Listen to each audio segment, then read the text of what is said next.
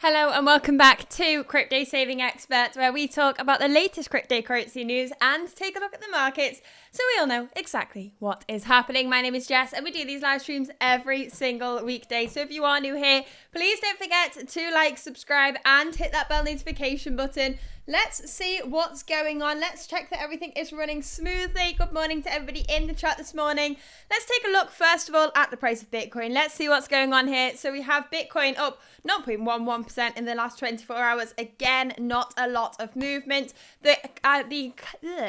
The CME chart closed at $29,090 on Friday. We are now trading at $29,067. We really barely saw any movement over the weekend, and the same for Ethereum. Ethereum is sat at 1,832. Really have not seen much movement here, but maybe we're going to start to see some volatility soon. Fingers crossed. We are just seeing right now a lot of sideways action for Bitcoin. You can see here on the 4-hour chart, if I remove all of these lines, just a whole lot of sideways action since back on the 21st of June. Now it's the 7th of August right now. We still have only seen a trading range of between 28,600 to 31,800 in around, that's about 2 months almost. So that is absolutely insane for Bitcoin. Now with that in mind, I'm looking at this, and we will be doing some Bitcoin analysis at the end of today's stream, but I'm looking at this and I'm thinking, there's no way you can continue breakout trading at this point in time. I think a lot of people have changed over to swing trading, buying supports and selling resistances and repeating that technique. And that is what I'm doing right now because there's really no other option. We're seeing so much sideways action. Bitcoin is turning into a stablecoin. You heard it here first. Let's take a look at the cryptocurrency news today, and then we'll take a look at the price of Bitcoin and analyze that properly. But let's first of all take a look at what's going on with the stablecoins today. Now, this is a really interesting story here, and I'm seeing a lot of fear being spread around this story. So let's first of all talk about Huobi. So Huobi is a major centralized exchange.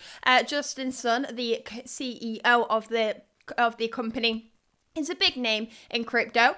So we can see here that their reserves are down 30% amid reports of executive arrests. So what we're seeing here is there are reports that their executives are being arrested, and with that news, users have withdrawn $44.8 million in stablecoins. Now what we are seeing here is obviously we have the reports that several executives were arrested in China, and now we are seeing Huobi is denying these reports, but even though they have denied the reports, the fears are still there and people are still choosing to withdraw their funds from the exchange. Now, over the weekend, financial media in Hong Kong reported that several executives at Huobi had been taken away by police in China. Let's continue with this. So, according to data from Nansen.ai, Huobi's stablecoin exchange balances have dipped by 33% in the last week, with traders withdrawing $49 million in stables. Now, if we actually take a look at Huobi's holdings here, you can see that they have a huge amount of Bitcoin, TRX, HT, and then they have some other tokens there as well.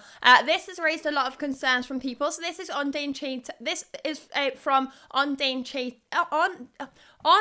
data platform DeFi Lab. I cannot get the words out of my mouth today. DeFi Llama, and they show that Huobi currently has a balance of approximately $2.5 billion. And this balance is down from $3.1 billion at the start of the year. Now, this has created a lot of concern in the markets because people are looking at this and saying a lot of the exchange's holdings are in TRX, Tron's token, and 20.32% of the holdings are in HT, its exchange token. So this is a lot of their own tokens. A lot of people are comparing this to FTX, who had a huge amount of FTT, their exchange token. And a lot of people are getting concerned around this. Now, we are also seeing concerns around the entire stablecoin market as well. So let's take a look at this tweet quickly. If CZ and Justin Sun, who is the CEO of Huobi, are really unable to redeem USDTs in droves, tens of billions of dollars, so have to resort to buying Bitcoin and other coins/tokens with USDT and TUSD, then selling into USDC to redeem for USD, USDC has essentially become an off-ramp avenue for fiat. So what he's saying in this tweet is, if we have big players in the game not being able to just transfer their USDT into US dollars, instead having to use their USDT to put it into another cryptocurrency like Bitcoin, and then selling that Bitcoin into USDT or into USDC, to then sell, the amount of outflows of USDC is just being used as a way to get from the cryptocurrency markets into actual fiat currency because they haven't been able to do that with USDT and TUSD allegedly. So this is a new report that's coming out and it's creating a lot of fear in the markets because if we can't use USDT and TUSD in the way we should, one-to-one, and redeem them from one to another in big, huge sums of money, and we can only seem to do that with USDC, then it's causing a problem. Now, this guy has come to the conclusion that this becomes a huge problem as USDC's market cap continues to get sucked out. In my opinion, USDC serves zero purpose and will eventually go to zero when, if that happens, there will be no route to get USD out of crypto. Crypto would essentially be shut out from banking. Companies and individuals have fiat-denominated liabilities, expenses. People who get too sucked into the narratives forget this. Now, we have seen a reply to this. So that scenario assumes that USDC and USDT are always tradable at a one-to-one rate. In your hypothetical scenario, at some point, no more USDC holders will be willing to be on the other side of the trade and exchange their USDC for USDT. At that point, USDT would depeg. So we're seeing a lot of speculation in the markets right now about what is happening with the stablecoins, a lot of fears around them, and we're seeing a huge amount of outflows of stablecoins from Huobi as well. But at the same time, we're seeing a Hong Kong stablecoin FDUSD's market cap surge 10x in 2 weeks. So we are seeing a little bit more diversification in the markets in terms of stablecoins, but there's a lot of fears going on here, and it's pretty shocking to see this. A lot of people are getting very, very worried. Is Huobi the next FTX with the amount of money that's being withdrawn from the exchange? And are the stablecoins reserves really in danger? They're the concerns everyone's asking right now. So make sure to stay tuned on this live stream. We do these live streams every single weekday and we will be updating you on these major stories every single day. So make sure to tune in. Also, please do not forget to like, subscribe, and hit that bell notification button so you don't miss the latest cryptocurrency news. Let's see what's going on here.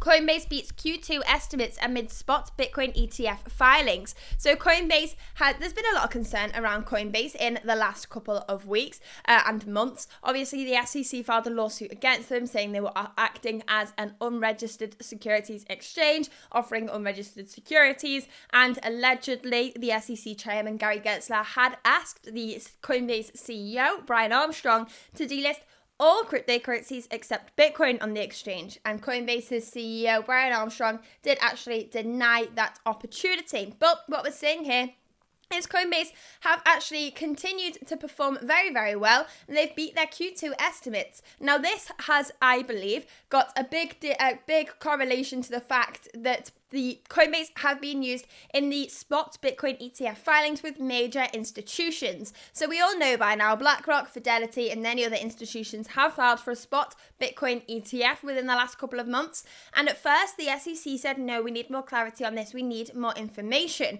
And then they all came back and they provided that information. And they have actually been using Coinbase and have said they will partner with Coinbase to essentially get the price of Bitcoin correct for the ETF. So what we're saying here is the world's largest asset manager, BlackRock, is one of the institutions filming to offer the service, with its CEO publicly declaring his thoughts on Bitcoin and cryptocurrency. And what we are seeing within this is they are partnering with Coinbase for these ETFs. So in regards to the highly anticipated spot Bitcoin ETF, Coinbase touched upon the subject, stating, in Q2, we made further progress towards this bold goal, such as expanding access to derivatives products to customers outside the US, being selected by many leading asset managers to provide critical infrastructure underpinning theory proposed Bitcoin spot ETF products. So with that, Coinbase has seen a nice rise to the upside. We have also seen, with the fears around Binance and other exchanges, some of Coinbase's competition being a lot of FUD being spread around them. And when that happens, it does create a nice path ahead for Coinbase there. So interesting that, but let's continue on to the next news and see what else is going on. Please don't forget, if you are enjoying today's stream, to like, subscribe, and hit that bell notification button so you don't miss the latest cryptocurrency news. Here we have Revolut will suspend their crypto services in the US. Now, this is due to regulatory concerns, according to this article. So, ongoing uncertainty surrounding regulations. What we are seeing is the SEC has been pointing its arrows at many different companies within the cryptocurrency space. Binance, Coinbase, and specific cryptocurrency projects have been listed as securities within the filings against Coinbase and Binance. We've also seen The SEC go after many different cryptocurrency projects, and because of that, some major players are choosing to take a step back from the space until we get some certainty around regulation, Revolut being one of them. So they will suspend their crypto services in the US. It's very disappointing to see, because it was very positive to see lots of major institutions get involved in the space, but this is a little bit of a setback, but hopefully it's not the end. Hopefully we see them come back into the space when the bull market returns and some exciting things start to develop in the space once again. But let's continue on to the next article here. So Coinbase says the SEC lacks jurisdiction in motion to dismiss lawsuit. So Coinbase have started their motion to dismiss the lawsuit in its entirety. So Coinbase obviously got sued by the SEC earlier this year. They got accused of being an unregistered securities exchange offering unregistered securities, and the SEC listed many different altcoins as securities within that filing. Now, since then, we have seen Coinbase say they want to dismiss the lawsuit in its entirety, and within that motion, they have actually said that the SEC lacks jurisdiction. So what they're saying is the SEC has no statutory powers to regulate crypto exchanges in the US. The crypto exchange also claims it does not offer investment contracts. Now, if this can be proven true, this would be a massive, massive win for the cryptocurrency space, maybe even a bigger win than the XRP case here. So let's see what's going on here. Crypto exchange Coinbase has filed a brief in court requesting the dismissal of the SEC lawsuit filed in June. So according to Coinbase, the US SEC has no powers to regulate crypto exchanges, and in 2021 sought a legislative mandate from Congress but did not receive it. Now, without any intervening legislative act, the commission accuses Coinbase, the largest US crypto exchange, of having defied the federal securities laws in failing to register as a securities exchange, broker, and clearing agency since 2019. Now, the legal team further pointed out that in 2021, the SEC still allowed Coinbase to go public, knowing very well to the services it provided, and these services have remained the same to date as Congress molds the introduction of legislation to govern the cryptocurrency industry. The SEC has therefore jumped the gun in assuming it has the power to regulate the crypto industry in the US. Now, this is something we've spoken about here a lot on the channel. What's happened here essentially is Coinbase asked for clarity around cryptocurrency regulation from the SEC, and they did not get it. Now, Coinbase still needed to develop as a company, so what they did is they created their own framework to determine whether an asset was a security or a commodity, and they handed that to the SEC, and they said, this is the framework that we're going to work off because the laws are pretty unclear in its current state. So this is the framework we're going to work off. If you have any problems with it, let us know. The SEC have that information, and they then let Coinbase launch and go public through its IPO in 2021.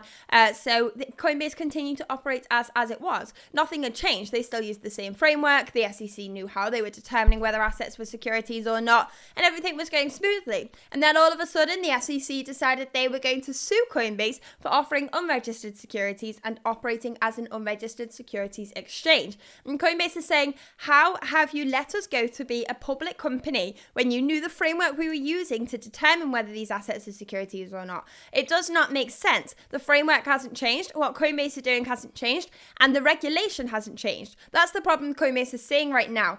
So they're saying the SEC do not have the power to actually do anything they're doing here. Let's take a look at what Coinbase has said here. So they've said, the SEC does not and cannot allege that transactions in the 12 tokens identified in the complaint that take place on Coinbase's secondary market, spot exchange, or on other secondary market exchanges through Coinbase Prime carry such rights. They are asset sales with the obligations of buyer and seller discharged at the point of sale. So, the Coinbase brief added the crypto exchange does not operate as a broker of investment contracts by making available free software for its users to store and access their own digital assets on their own computers or devices. So, concerning Coinbase's staking services, the crypto exchange pleaded that its customers make no monetary investment when participating. They do not relinquish control of their digital assets to the crypto exchange. For these reasons, its staking services are also not investment contracts. Now, The whole thing that this pins down onto is the Howey test. Now, we're determining whether these transactions constitute as securities or not. If they do, a security needs to be regulated by the SEC. If it is not, it's out of the SEC's boundaries. So that's the big question here, and this is something we're trying to determine, but the SEC likes to encompass all of cryptocurrency within the Howey test, and the cryptocurrency space does not believe that it fits within the Howey test for the majority of cases. So this is where we come to this problem. We also see this problem create issues when determining whether things should be regulated by the SEC or the CFTC. There's a lot of issues there, a lot of overlap with regulation. There's not clarity over who should regulate what. It's an absolute mess right now in the US. We've also seen last week that the SEC have said they're going to shift their focus to AI, and Gary Gensler actually said, we'll come back to crypto later, as if they want to focus all their efforts on AI. After they've shut down the entire cryptocurrency space and left it in shatters, they've said, we'll just deal with that later. We'll move on to AI and we'll come back to it. So we'll see how that happens, how that plays out, whether they are actually giving us a break and letting us grow, or they are going to continue to create problems for us. What else can we see here? CryptoPunks, a digital phenomenon. So CryptoPunks etch themselves into NFT folklore by providing an artistic but historical landmark in the digital age. If you are an NFT fan, I'll drop the link to this in the chat. Also, if you haven't already, please don't forget to like and subscribe and hit that bell notification button so you don't miss the latest cryptocurrency news. Here we have Curve Finance Exploiter returns roughly $9 million in Ether to Alchemix. So they've actually received a bounty, and that is a 10% bounty here. So what is happening is we've seen a hack, obviously, of Curve Finance, a DeFi protocol, and it caused a lot of concern for the cryptocurrency space. Now, this was a black hat hacker. So this was a hacker with malicious intent. They were looking to get those funds and take advantage of the opportunity while they could, but now they've received a bounty instead. So this is a 10% bounty. So what we can see is the hacker will keep 10% of the funds they managed to take advantage of. They will return 90% to Curve Finance, and as a reward for that, no charges will be pressed. They get to keep that 10% and do what they wish with that money. They no longer have any responsibility or any blood on their hands, essentially. So this is a benefit for the project, because obviously the project get 90% of their funds back. They're aware of the hack and they can continue to develop. Obviously, it's not their best case scenario. The best case scenario would be that it was a white hat hacker that came forward and said, we've identified a problem, we'll take a fee, here you go, that's the problem solved. Instead, it's more of a public ordeal when we have a black hat hacker who's after a bounty. But all in all, they've sorted it out, they've settled it, and they are now starting to receive some of those funds back. So that's a positive thing this week. Let's see what else is going on here. We have NYAG is investigating DCG over its financial ties to Genesis Global. So the Office of New York Attorney General is probing Barry Silbert's DCG over its financial transactions with its bankrupt subsidiary Genesis Global. Now, a lot of you were probably around through the times in which Genesis filed for Chapter 11 bankruptcy, which created a lot of problems for Gemini, the cryptocurrency exchange. Essentially, Gemini, cryptocurrency exchange, created by the Winklevoss twins, lent their money to Genesis Global in order to pay their users interest on their tokens. So if you stake your tokens on Gemini, the people in Gemini were actually lending those funds to Genesis to earn interest on a loan to pay you back some interest. So that's how it was working. But then Genesis filed for Chapter 11 bankruptcy, meaning they had a huge amount of money from Gemini and they were unable to settle those debts for a period of time. There was a lot of public talks on Twitter, public notices on Twitter, a lot of allegations on Twitter throughout this whole process. And now we are actually seeing Genesis be investigated through its relationship between itself and DCG, its parent company there. So if you are interested in this article, I will drop the link to this in the chat. It's a little bit complex, so you're better off reading this one, really. What it's saying is, according to a Bloomberg report citing two people familiar with the matter, the NYAG's office has requested information from Genesis's former executives on its financial dealings with its parent company. One of the sources stated that Genesis's former chief risk officer was recently questioned by NYAG James's office. In particular interest of the NYAG is DCG's 1.1 billion promissory note to Genesis that was issued to cushion the crypto lender from the adverse effects of the collapse of Three Arrows Capital. The probe aims to determine how the promissory note was described and presented to investors. So a DCG spokesperson told Bloomberg that the company has always conducted its business lawfully and with the highest ethical standards. So we're seeing a lot of investigations into cryptocurrency companies and crypto-related companies as well. Crypto lender Genesis was performing very well and had a big name in the cryptocurrency space until obviously it filed for Chapter 11 bankruptcy. So it wasn't doing that well behind the scenes after all. But Gemini has sued Barry Silver and DCG for deceit. We have just discussed that. So we'll move on to the next story here. What do we have here? We are talking about BlackBerry. So BlackBerry have discovered malware tasked with stealing crypto assets. So they've discovered the top 3 industries with the highest distribution of cyber attacks were finance, healthcare, and government. So I'll drop the link to this in the chat as well. If you haven't already, make sure to go to cryptosavingexpert.com, the best news outlet out there. We also have cryptocurrency guides, courses, market data, and an encyclopedia there as well. So let's take a look at this. Software company and former smartphone maker BlackBerry has discovered malware that can harvest sensitive information and cryptocurrencies from the user's device. So according to the BlackBerry Global Threat Intelligence Report, the malware was found during a 90-day research period from March to May this year. And their cybersecurity team stopped over 1.5 million attacks with an average of 11.5 attacks and 1.7 new malware samples per minute. So they've revealed crypto stealing malware. I mean, the amount of the concerns around this are increasing. We're seeing an increasing amount of people attempting or software attempting to attack cryptocurrency wallets to get advantage of those funds. And this is why we have to be super careful. We are in a space that we want to see self-custody. And when we have self-custody, we are responsible for our own funds. We have to store our funds in the safest way possible. Let's continue with the news here. So, Elon Musk has said X will never launch a crypto token. Right, before we get into this article, please don't forget to like and subscribe and hit that bell notification button so you don't miss the latest cryptocurrency news. Elon Musk has said X will never launch a crypto token. This comes off the back of the news last week that X is looking to create a trading platform within the application. We all know that Elon Musk wants to make X the everything app. So is this on So with that trading platform coming, that's a step definitely in the right direction. However, he has ruled out the question of it launching its own crypto token. Now that is absolutely fine. A lot of people are speculating on whether we will see cryptocurrency within the X trading platform and whether Doge will be in it and what role Doge has in the future of the X application. We will have to wait and see on this, but with a man like Elon Musk not creating his own crypto token, I don't think that's a concern. If he does want to incorporate cryptocurrency into the application, I think he would be much better off using a token that already exists, like Doge. But we'll see what happens here. It could be very, very interesting. Elon Musk is definitely involved in the cryptocurrency space, and a big player like that with a big application like this could create a huge amount of adoption for the space. So I'm interested to see this. I mean, I wasn't a fan of Elon Musk for a long period of time, but creating adoption is something that I can always get on board with. Let's see what else is going on in today's news. Before we continue, please don't forget to like, subscribe, and hit that bell notification button so you don't miss the latest cryptocurrency news. Here we have an article about Pikamoon, an immersive metaverse in Web3 gaming, Pika. So let's take a look at the conclusion from this article.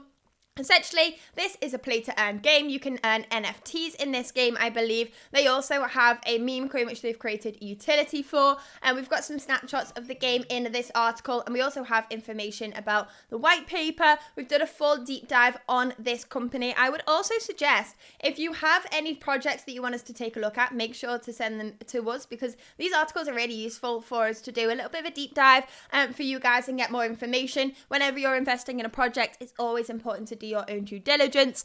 Make sure that you know exactly what you are investing into. Let's take a look at the Pikamoon community and see what's going on here. So despite being in the early stages of development, Pikamoon has already attracted a thriving fan base with 22.6 thousand followers on X or Twitter, a 7,000 plus strong Telegram community, and over 4,300 members on Discord. So they've grown a massive community. I also know that they've managed to raise a huge amount of money in their ICO, especially during a bear market. They've performed very, very well in that So they are performing very well, but we still have to wait now for the Peacock token to launch. I don't believe it has launched just yet, but you can get all of the information in this article about this project. I will drop the link to this in the chat for today's stream, so make sure to check that article out if you have not already. Also, while you are on the website, don't forget to press this big blue sign up button at the top, fill in your name, last name, email, and create a password. All you need to do then is tick that box, press sign up, and you get access to the latest cryptocurrency courses. Big things coming to Crypto Saving Expert very, very soon, so make sure to sign up now so you don't miss out. I would also say make sure to tick that box when you sign up, because if you do so, you get access to our newsletter every single Tuesday at 11 a.m. BST time, and that gets you special access to that. So that launches tomorrow in exactly 22 hours time, so make sure to take advantage of that before then if you have not already. Let's take a look at the final article of the day, and then we'll take a look at the price of Bitcoin and see what's going on here. So a look back at the previous Bitcoin halvings. As the fourth pivotal event in Bitcoin's history edges closer, what can previous data potentially tell us moving into 2024 and beyond? So Bitcoin has experienced 3 halvings in its lifetime, with the fourth approaching rapidly. The first Bitcoin halving occurred on 20th of November 2012 at block height 210,000. And we know that a new Bitcoin halving occurs every 210,000 blocks. The first one was cutting the block reward for Bitcoin from 50 Bitcoin to 25. The next Bitcoin halving, we are going to see the block reward cut from 6.25 down to 3.125, and we're going to see that continue every 210,000 blocks, as I was saying. So let's take a look at what's happened here. The second halving occurred on the 9th of July at a block height of 420,000 when Bitcoin was trading at roughly $680. Now, the second halving saw the block reward slice to 12.5 Bitcoin, and the third and most recent halving occurred on the 11th of May 2020. Now, I actually remember that Bitcoin halving. It was a crazy time. That was at block height 630,000 when the price was at approximately $8,590 before reaching nearly $70,000 in the 18 months after. So the fourth Bitcoin halving is estimated to commence on the 26th of April next year at a block height of 840,000. Now that says estimated there because obviously we have a block being mined every 10 minutes, but it does fluctuate slightly, so the day can change slightly, but the closer we get to the Bitcoin halving, the more accurate that prediction will be. It will be around the 26th, so maybe the 25th or the 27th, but it's around that date, and it will definitely be on the 840,000 block there. So this halving will see the block reward cut to 3.125 Bitcoin post halving. So what will happen post halving? Well, let's see what happened in the first halving. The week of the first halving, we saw a nice move to the upside. So let's take a look at this. Bitcoin first halving occurred when it was still largely unknown or discredited. Just a year beforehand, it was trading at well under $1, and it had ranged between $1 and $10 most of the time in 2012. However, as we now know, halving stimulates bull markets, and what Bitcoin did in 2013 is what altcoins are known for doing now. It went parabolic. In the months after the halving, Bitcoin exploded and rallied over 2,000% to roughly $268. From there, it spent 6 months ranging with a mundane sideways price action until it surged to over $1,000 in the latter stages of the year.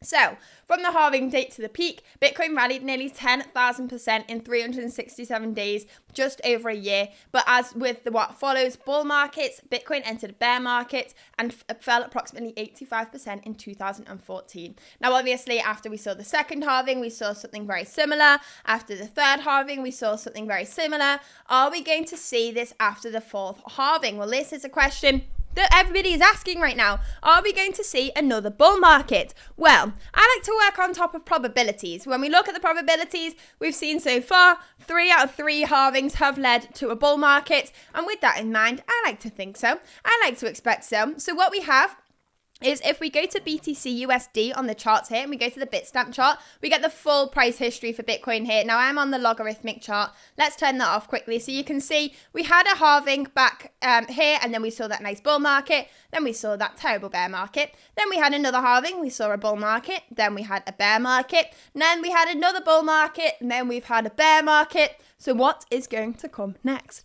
A lot of people are questioning right now, is this rally a relief rally for the bear market, or is this the start of the bull market? This is a question we ask every single time during this period of time. My answer to that is We can't be certain right now. I'm expecting a lot of sideways action. We could see some more moves to the downside. I'm not expecting us to see more lows for this bear market unless something catastrophic happens and we see a black swan event, just like we did in March 2020, and we saw that move back down to $3,000. I would say that would have never happened had we not have seen that pandemic, and that is something that I would say is similar to here. I'm expecting some sideways action, maybe a slight downtrend for the next couple of months, but I'm not expecting us to create new lows unless something like the pandemic happens and something very considerable happens and it causes a massive crash in all of the markets.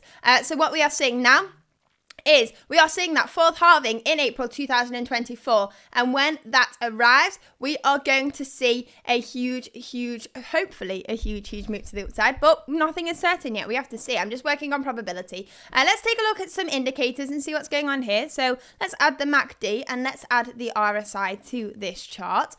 So we have the RSI on the weekly chart being pretty neutral, slightly over but slightly to 56, but pretty neutral. And the MACD is very neutral there as well. If we take a look at the monthly chart here, you can see we have had that green green bar on the MACD finally. And in history, if you take a look at that, every single time we've seen a green bar on the MACD, it has signaled that the bottom is in for Bitcoin and we are going to see higher prices. So that's another indication in the right direction. The RSI is pretty neutral right now for the monthly chart. It's actually been at the lowest it's ever been in 2022, and we are now seeing us start to move to the upside slightly, but we'll have to keep a really close eye on this. I like looking at these in the bigger time frames. It's very interesting. But that is all we really have time for today. I need to jump into a meeting as it's just hit 1 p.m. So thank you very much for tuning in as always. I hope you have enjoyed and